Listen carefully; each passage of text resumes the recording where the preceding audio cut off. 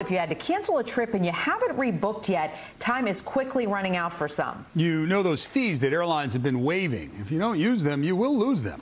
Our consumer reporter Lynda Baquero partnered with our sister station, Telemundo 47, on this story. Changing your flight plans usually incurs hefty fees, but during the pandemic, airlines waived those change fees. This week, though, those fees could come back, as Gabe Saglie, senior editor at Travelzoo, explains. What happens on March 31st is that the waiving of the change fees for those very low frills, basic economy fares will go away. That can add $200 or $300 to your fare. So if you canceled a trip last year with the basic economy fare, you should check with your airline by tomorrow about rebooking.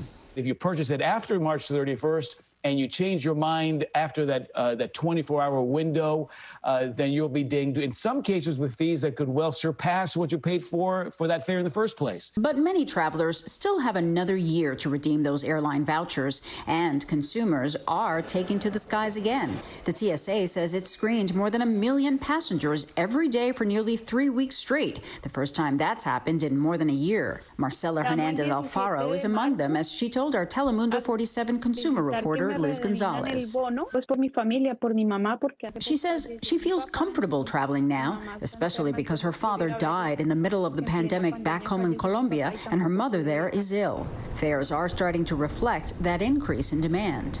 We're already seeing, fares going up 5 to 10% month to month starting in January of this year. Demand is very hot for the summer season. He says Florida and Hawaii are popular destinations.